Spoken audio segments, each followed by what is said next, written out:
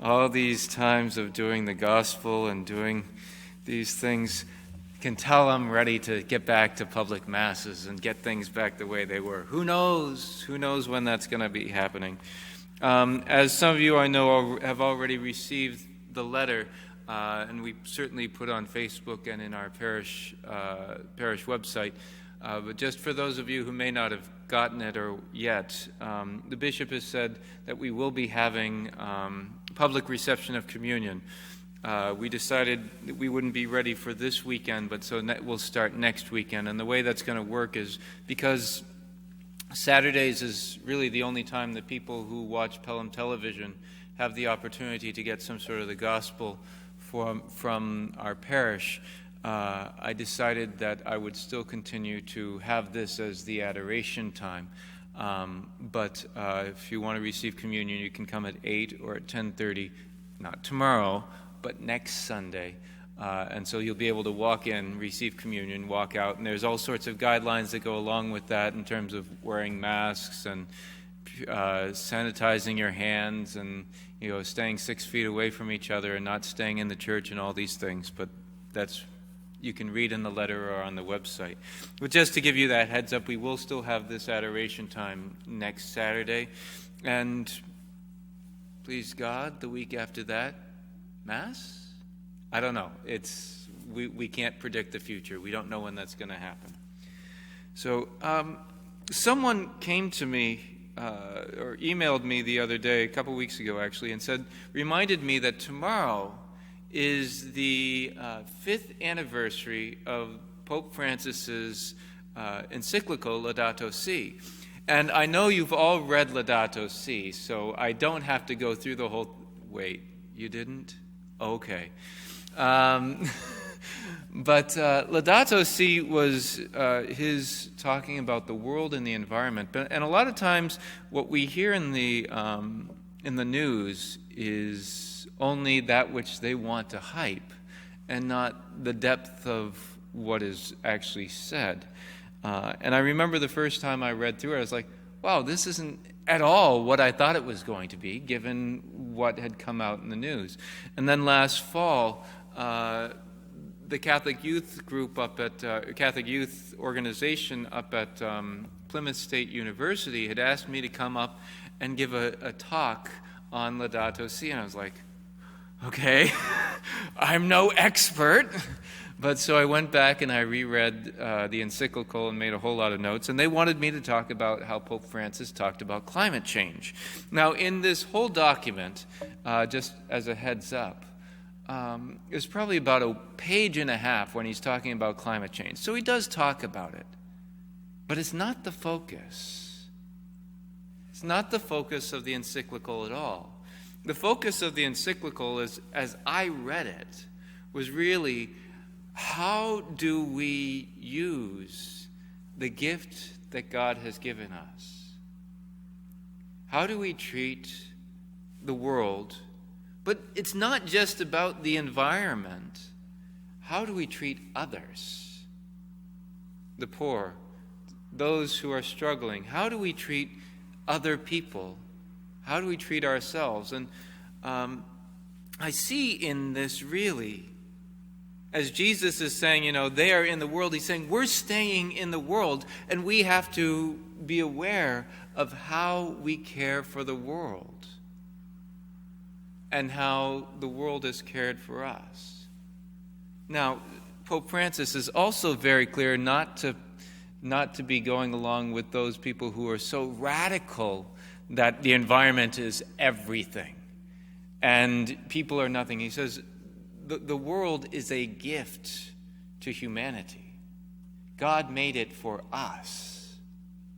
And so it's not to supersede us, but we have to treat it right in order that it may treat us right. And I see in this really this whole thing that goes along with the whole of God's plan, which is God tells us how we are to live, not because he's trying to put some sort of morality on us and restrict our freedom, but rather he says this is how you are to live, because by living this way you will flourish.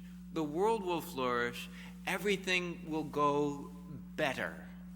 And when we, for instance, are sucked in by consumerism and materialism, as Pope Francis talks against in this encyclical, what happens is then we end up destroying everything around us, including ourselves. And with all this, I was thinking also about something that is not very popular for us to speak about in the world.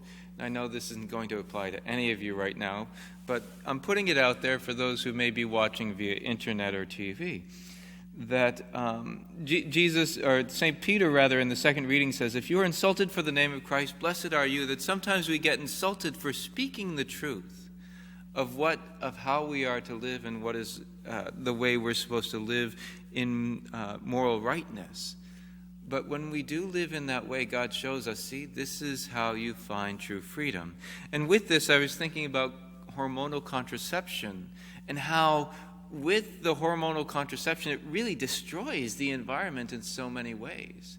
Because of the way that it's super saturated in the body, then goes out into the water system.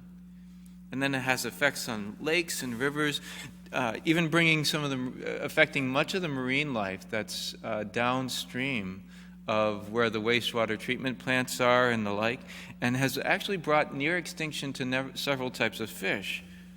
It affects the environment in a negative way. It also affects us in a negative way. First, for the women who use that hormonal contraception, higher incidences of blood clots, heart attacks, strokes, lower bone density, lower libido, gallbladder problems, thyroid problems, memory problems, greater incidences of infection, raises suicide and depression, and causes breast cancer. In fact, the World Health Organization, I know that's really popular to talk about the World Health Organization today, but the World Health Organization and the International Agency for Research on Cancer puts the pill as a class 1 carcinogen, same thing as cigarettes. It's destroying us. It destroys the environment, and it also has effects on the other people around us, even the ones who aren't using contraception, including men. And we work, like the Green Movement works so hard to speak about, hormones and meat and other things like that, and yet we pump this into our teenagers, saying you are going to get on the pill. Our doctors push it on our teenage daughters and granddaughters, and it's destroying them.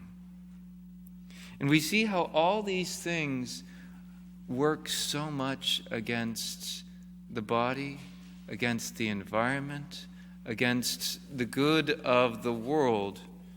And we can see, wait a second, when we trust in God's plan, even though it seems like he's being restrictive, he's actually saying, this is giving us life.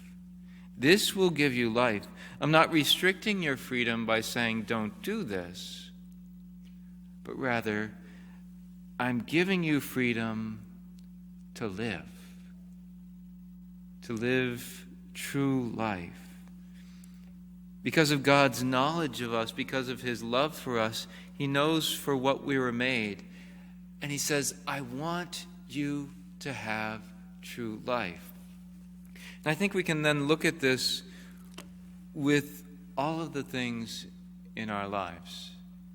All the things that we may struggle with, all the things that we may be saying, well, I don't like that the church says I can't do this or I can't do that. Rather, this is not God restricting our freedom, but rather God saying, I want you to have true freedom. Freedom to be able to live, to flourish, to have life. And so, my brothers and sisters, let us turn to the Lord and ask him just for that grace to trust him, to trust his love.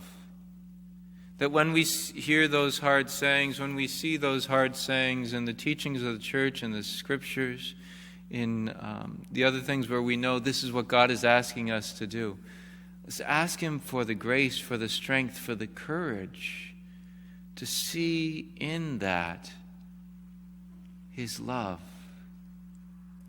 His love moving in our lives, calling us to the fullness of life, calling us to true freedom, to become the best versions of ourselves, not to be restricting our freedom.